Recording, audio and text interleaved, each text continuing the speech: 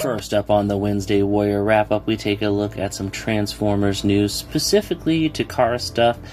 We got some more teasers, some images of what looks to be the finished product of the Transformers Overgear series that will be coming out from Japan. Expect this to be on BBTS, Entertainment Earth, and Hasbro Pulse. If it gets here, it will probably not be in stores. This is a successor to the Alternators series of taking realistic vehicles and turning them into Transformers characters. And as we know, and we've talked about in the past, this is Ironhide and Blackout.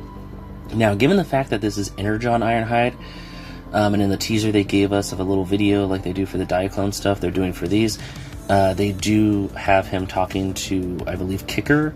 He calls him by his, I believe, his like first name or last name. Anyway, so we know this is supposed to be like an Energon Ironhide, which I am 100% for. I am a Unicron Trilogy fan, right up there with RID 2001, as kind of like my favorite Transformers series and stuff like that.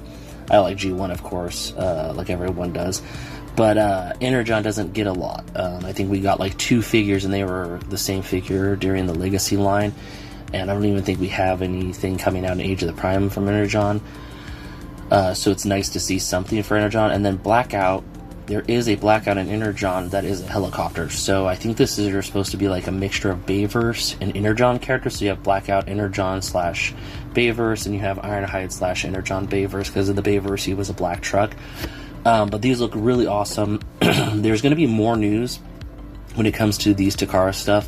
I believe on the 13th in Japan, really early in the morning here in the US, they will be doing a video review of these and some other items, including this Missing Link Grimlock I'm assuming they'll be talking about. This is the same mold as the one we just recently got as a pre-order, but it's the animated accurate version instead of the toy accurate version. They've been doing that with these Missing Links. So that will be going up for pre-order, and I'm sure we'll see a lot of other items. We also have Toy Fair this week, I believe it is.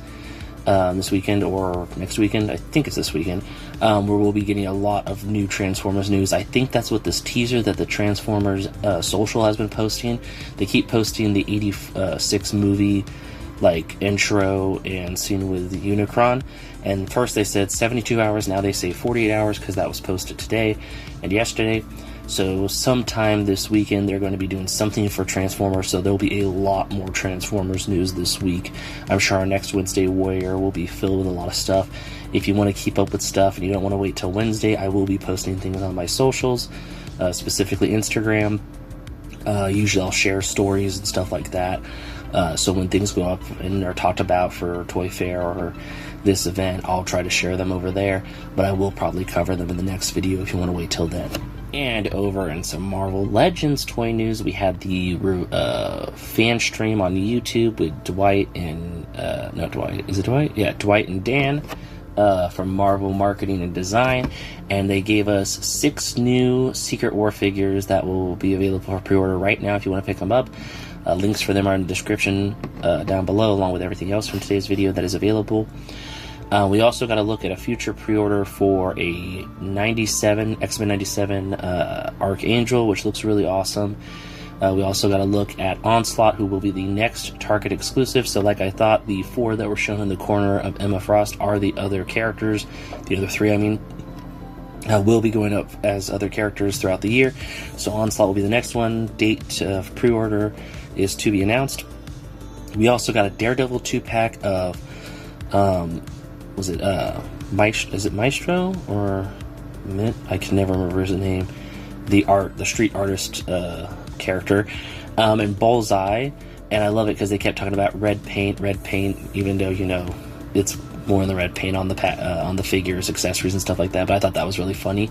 And then we also got a look at a new Avengers 2-pack with Black Widow and Quicksilver and some alternate costumes from a different time of the comics. So that'll be really cool. They're talking about how they're going to try to form that team over time. And then we also got a look at a new Maximum Series Thor. And I think the big seller for me when it comes to this is, one, the outfit they chose. I've been wanting this version of Thor for a while. And did not want to have to go back and buy the Comic-Con version, but now we have this version, and it comes with a bonus of Thor Frog, which is really cool. So I hope sooner or later we see Alligator Loki in the future. That'd be really fun. It's a little slug figure with a Loki variant or stuff like that. But yeah, there was, out of the Secret War stuff they gave us, we got quite a few characters, a new Constrictor, which I'm most excited about, to build out that Serpent Society. And my favorite part was Dwight and Dan did mention that they are going to try to finish that team of villains by either doing redos of characters with, the new stuff, maybe some, minor tweaks here and there, and some, new paint, new articulation. So it's exciting to see that they're going to keep going that route, because I really want my Falcon and Captain America to be able to fight the Serpent Society and have the full team finished. I know we have quite a few of the characters, and we've even gotten some new versions of those characters. I think like Madam Hydra, we got another version of her, even though we already had one, and she was a little bit nice, but they could do her on that Black Widow super articulated body. If they found out some way to do that, I would definitely be down for that. But yeah, just a lot of awesome Marvel news. There was a teaser that Dwight had, but he hadn't posted it. He didn't bring it, so I know it got posted somewhere, but it was like a little black disc. Couldn't really tell what it is, but I can't wait to see what people's theories are on that. But yeah, lots of cool Marvel stuff. And I almost forgot, on top of all the awesome new Marvel stuff, if you missed out on the Psylocke and Thanos 2-pack, Target put it back up for pre-order right now. It is a little bit more than it used to be. I think it was $59.99. Now it's $67.99 or something like that. If you want to pick it up, you can get it right now on Target.com. That's what's on the top corner over there. That's why it's there. So I wanted to kind of talk about that, because that kind of snuck in, because Dan did say they were going to be putting them back in stock. Some stores have already been, overflowing with them in some stores. But if you want to pick it up now, now's your chance to get it for that awesome sale. Real quick, we don't have too much G.I. Joe news this week. We did get quite a few G.I. Joe items revealed during those digital renders, but we have an item that is now officially having its pre-order date put out. It is that of the guard from the oh god, I'm pulling a blank on it, the G.I. Joe oh my gosh, it's the Cobra Lee guard. There we go. I had to pull it out of my head. I was thinking about Serpent Society still. It was going up for pre-order on February 17th. So if you want to pick this up, that is when it's going to go up for pre-order. It is not exclusive to anywhere. It is just their next deluxe figure, just like Law and Order and Mutt and Junkyard. This will be kind of a deluxe figure. I think it's going for about $47 is what they said, dollars. So yeah, it is really cool looking. Definitely something I'd like to get two of to have as, being guards. But it will hopefully be easier to get. I know that they've done a really good job with G.I. Joe making sure product is easier to get your hands on. So if you want these, they will be available February 17th on Pulse and Fan Channel and Amazon, all that fun stuff, and will be on store shelves later on. And this is just some fun news I wanted to cover. You can pause it and read all the different little things here, but Hasbro posted on their social a little thing about 2025 and how far they reached with their fandom and reaching different people, and how 1 in 8 people have had contact with a Hasbro product and enjoyed it. I'm thinking that must be like figures, and I can't imagine that's everything, because I feel like a lot of people have played the board games. But they did a fun little breakdown of how the year and how they're doing so far in different markets, both European, Asian, American, South American, and stuff like that, and just all this little fun little stuff. And then of course they talked about their brands and who was reaching the most, and I was excited to see that Transformers is definitely still doing really well for the company, so that's always a good thing to see.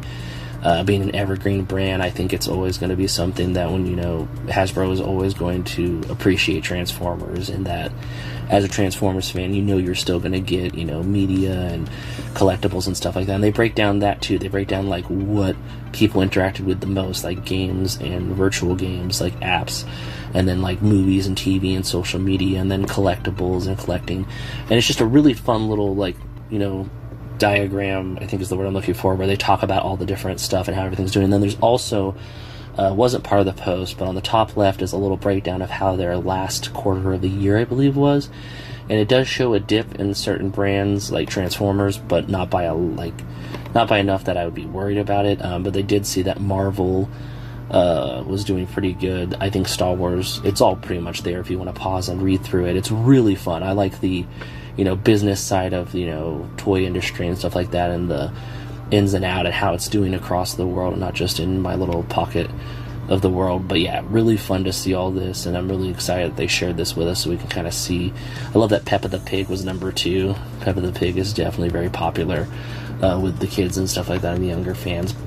But yeah, really awesome. Just a fun little insight in the toy industry of Hasbro. And a lot of Super 7 news, and it's still coming. I'm sure there'll be new things posted today after this is uploaded. But Super 7 got a ton of different licenses to work with, including the Invincible license from Skybound, an Image, to do figures. So I'm expecting maybe Ultimates, maybe Reaction, maybe Reaction Plus, because we are going to talk more about Reaction Plus later.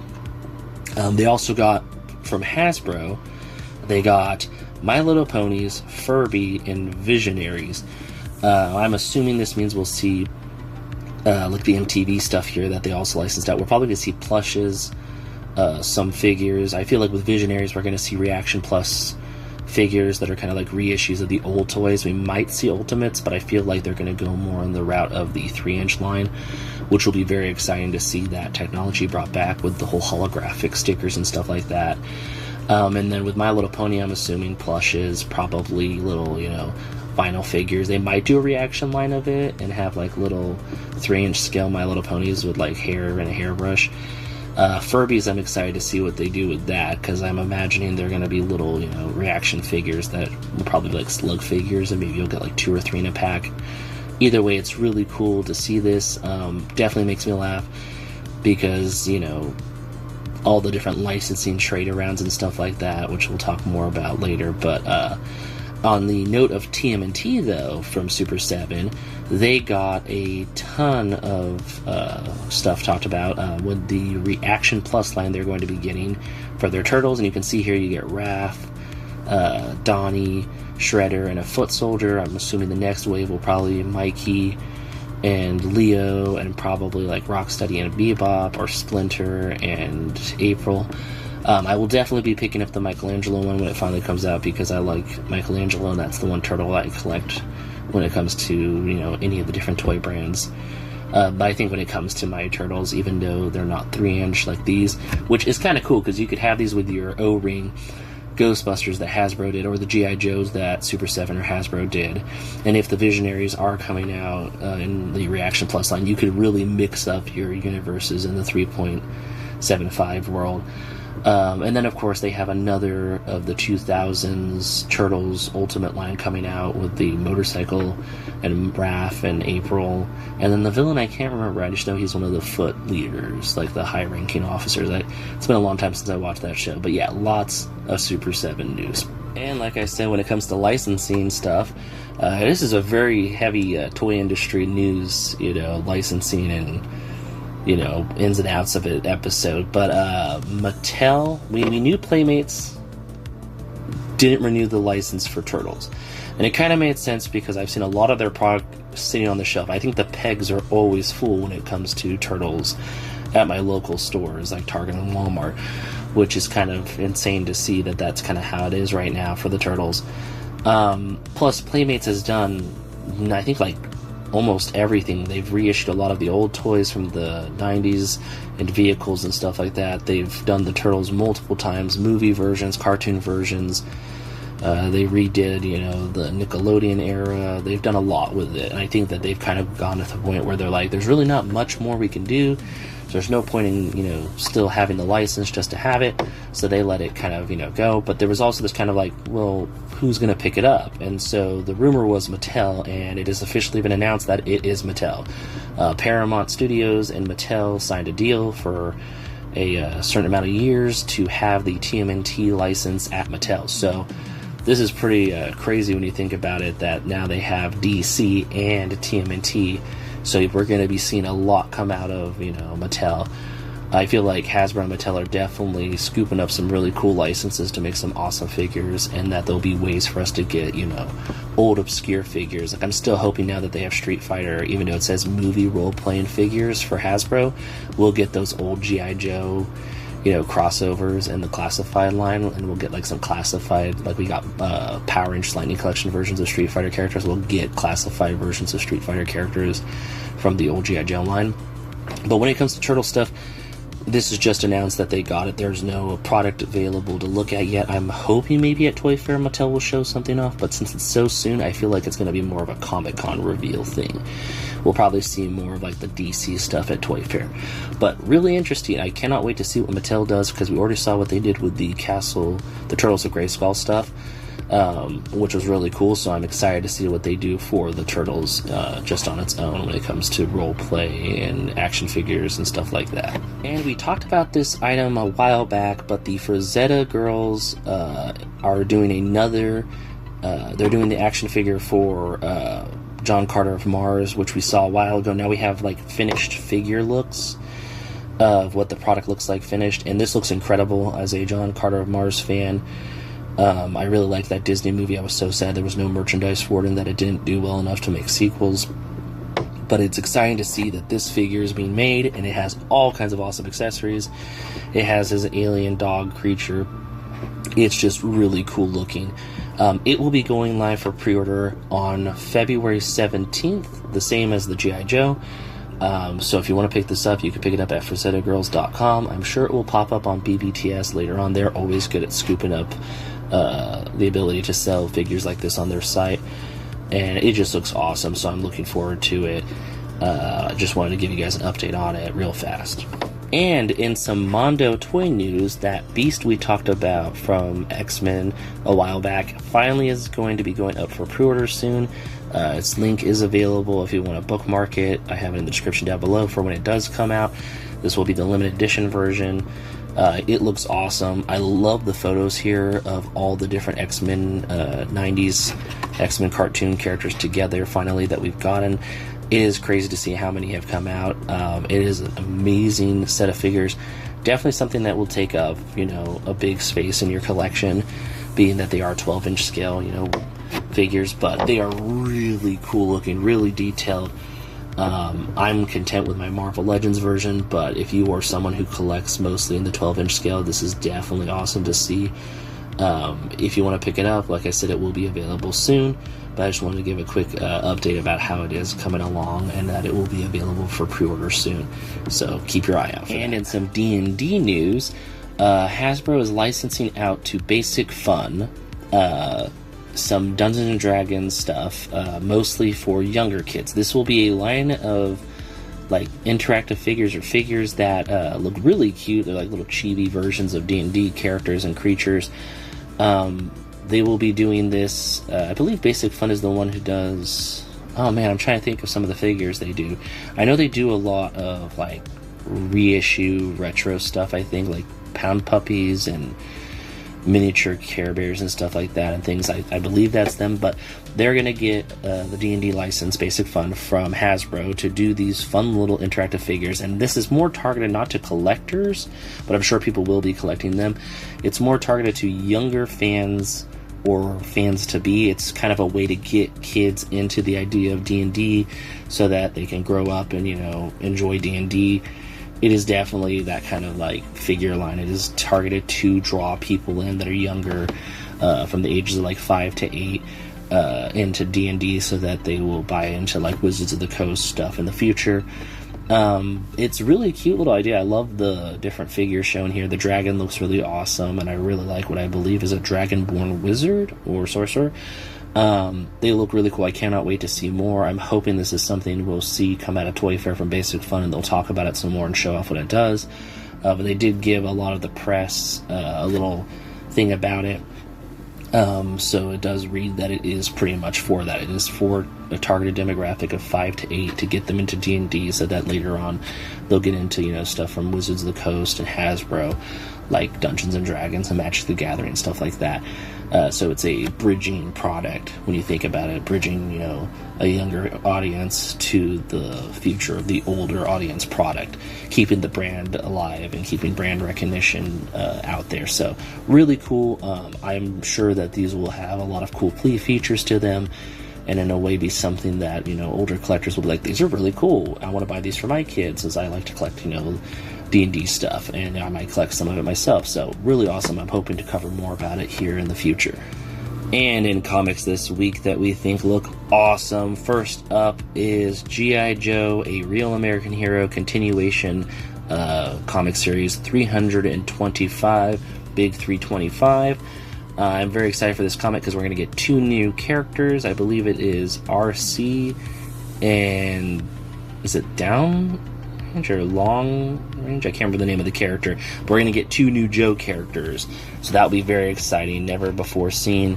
So hopefully we'll see something about them in the future in Classified. Next up we have Transformers number 29. We're about to get to issue 30. I'm very excited for this line of comics, as you can tell. I have been a huge fan of it since it started.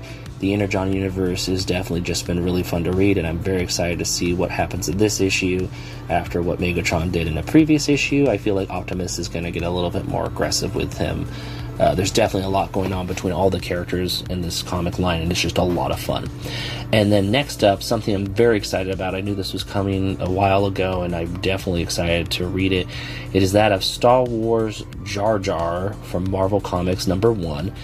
This is awesome because the actual actor who plays Jar Jar Binks will be working on this comic. I think he's a writer for it. And on top of it, his Jedi self from The Mandalorian, who played on that old kids show from Star Wars, I think it was on Disney, called Jedi Temple Training or whatever it was. Those 2 characters, his 2 characters, will meet up in this comic, and it takes place, I believe, after the events of Episode 3, Revenge of the Sith.